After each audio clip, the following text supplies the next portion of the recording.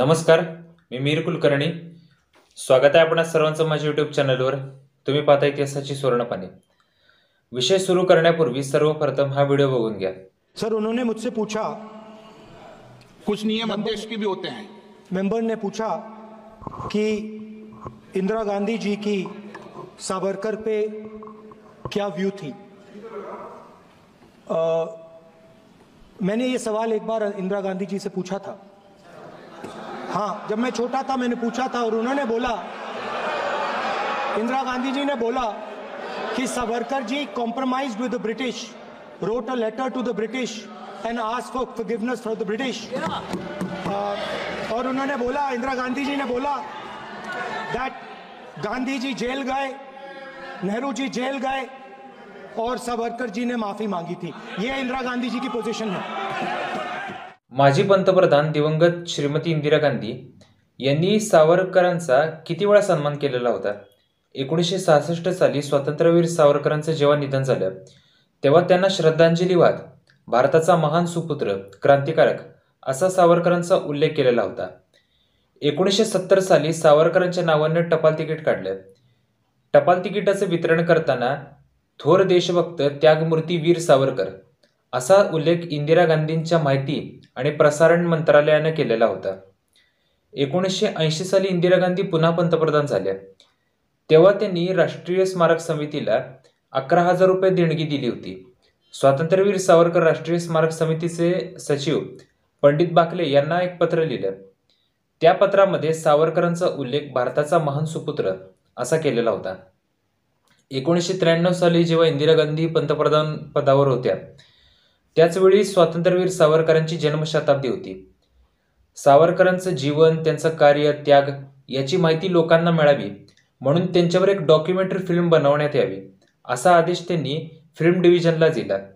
Film डिव्हिजननं सावरकरांवर Hindi आणि मराठी भाषेमध्ये एक माहितीपट तयार केला. प्रेम वैद्य हे त्या डॉक्युमेंटरी फिल्मचे प्रोड्युसर होते. 1966 साली सावरकरांचा मृत्यू झाल्यावर इंदिरा गांधींनी त्यांना श्रद्धांजली वाहिली होती. औचित्य प्रसंगाचा भाग सोडला अन्य 2-3 गोष्टींवरून हे स्पष्ट होते की इंदिरा गांधींच्या मनात सुरुवातीपासून ते शेवटपर्यंत, पंतप्रधान पदावर असण्यापासून ते शेवटी हत्येपर्यंत त्यांच्या मनात सावरकरांविषयी आदरभाव, कृतज्ञता बुद्धी होती हेच सिद्ध होते. मी लहान असताना माझ्या आजीनं इंदिरा गांधी यांनी मला सांगितलं की सावरकर माफी मागून सुटलेले होते. गांधी नेहरू स्वातंत्र्यासाठी जेलमध्ये जात होते. ही गोष्ट सांगितली याबद्दल आक्षेप नाहीये, यात संशयास्पद वाटण्यासारखं काहीच नाहीये. पण सावरकर माफी मागून सुटले ही गोष्ट संशयास्पद वाटते. 1983-84 काळ बघा. देशाच्या राजकारणामध्ये सावरकरांच्या नावाची आजच्या इतकी चर्चा होत होती का? म्हणजे आजच्या इतके वाद सावरकरांविषयी त्या काळात होते का?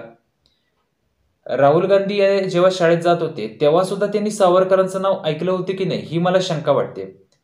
रक्ताचा एक थेंबही न सांडता सहज स्वातंत्र्य आम्ही मिळवून दिलं देशाला अशी मानसिकता घेऊन ज्यांनी 50 वर्ष या देशावर राज्य केलं त्याच मानसिकतेमध्ये वाढलेल्या राहुल गांधींना सावरकरांचं नाव कसं काय माहित होतं?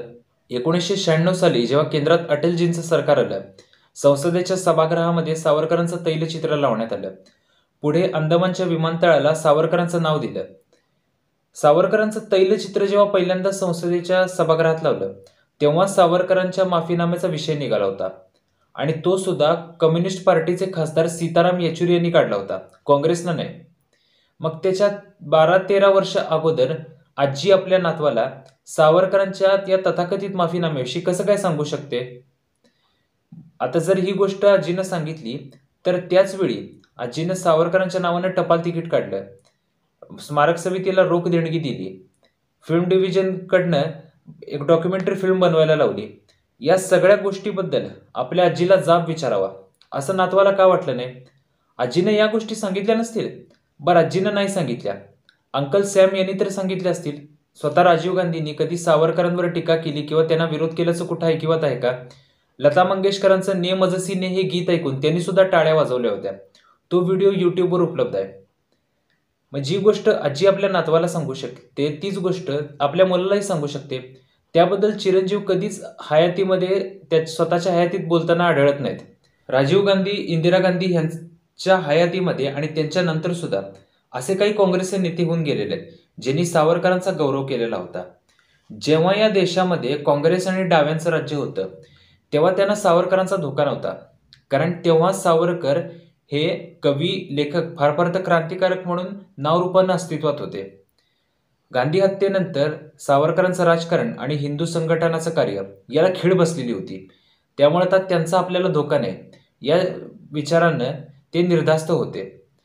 पण जेव्हा केंद्रात पहिल्यांदा अटलजींचं सरकार आलं, मग संसदेमध्ये सावरकरांचं तैलचित्र लागणं, अंदमानच्या विमानतळाला सावरकरांचं नाव देणं किंवा आता सावरकरांचा 55 फूट उंच असा पुतळा अंदमानात उभा करणं, यानंतर काँग्रेस आणि मित्रपक्षांच्या पायाखालची वाळू हळूहळू सरकू लागली.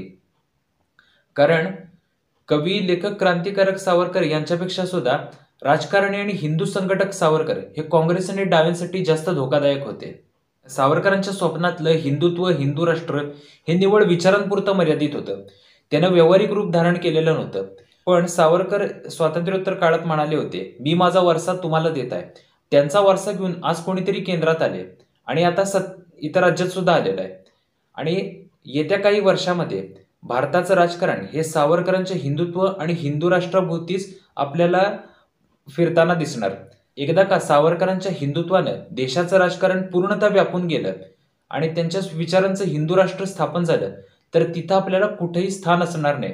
हे दडपण घेऊन गेली 28 वर्ष काँग्रेस आणि डावे जगत आहेत. दुर्दैवाने आपला नातू खोटं बोलतोय हे सांगायला आज त्याची आजी हयात नाहीये. जॉर्ज सोरस ह्याच्याशी संगनमत करून राहुल गांधी, काँग्रेस आणि मित्र पक्ष जे देशघातकी उद्योग करत आहेत ते संपूर्ण भारत पाहतोय. आणि असे देशघातकी उद्योग करताना राहुल गांधींवर आज आपल्या आजीचा वापर करण्याची वेळ आलेली आहे. व्हिडिओ आवडला असेल तर लाईक करा, शेअर करा, इतिहासाची सुवर्णपणे सबस्क्राईब करा. धन्यवाद. नमस्कार.